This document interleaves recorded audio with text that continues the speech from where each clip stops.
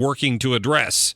But that requires money, and Congress controls the purse strings. So expect that to be one of the next efforts out of this administration. We'll get to more on that in just a couple of minutes. The big story tonight is going to be this conference call that's going to take place between the White House and these three judges who are on the Ninth Circuit Court of Appeals.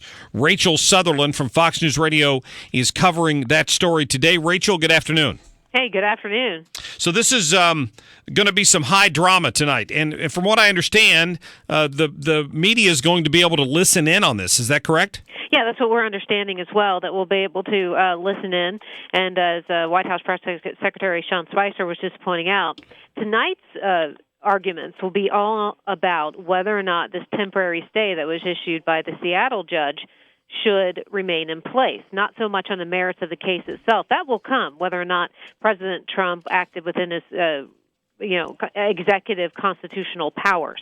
So that will come. But tonight is all about, does this immediate stay in place, the one that Judge Robert put into place in Seattle, as you know, that really provoked the ire of President Trump. Yeah, so it basically trumped all of the other, excuse the pun, all of the other court decisions that had been made up to that point at various spots around the country, correct? Oh, that's right, yeah, because what happens with the judicial system is it kind of works its way up a food chain all the way up to the U.S. Supreme Court eventually. I mean, you'll remember the first action, I think, was taken by a judge in Boston, and then a judge in Seattle took action. Forgive me if I'm forgetting a judge here or there. No. And now it's moved on up to the Ninth Circuit Court of Appeals in San Francisco, so moving on up higher. Could go straight from there and expected to go straight from there to the U.S. Supreme Court. Could be within a week or so. Could be very quick. And here's the deal there. You have only 8 justices rather than the 9, raising the possibility of a split vote there, and that would then send it back to the lower court ruling. So, it's all as clear as mud. We have to kind of take this one step at a time.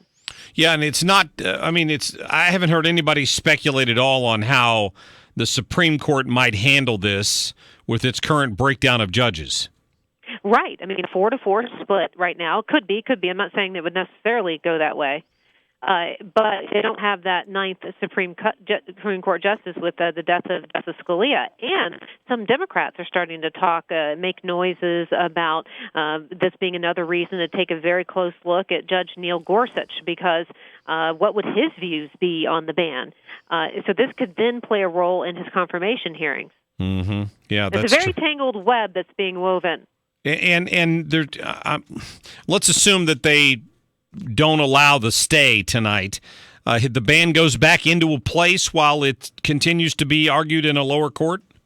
Well, what would happen is that if the Ninth Circuit Court of Appeals overruled and said, the temporary stay is lifted, that would mean the ban would go back into place while the other side would appeal to the U.S. Supreme Court. So we could have a situation where the ban is on, the ban is off, the ban is on.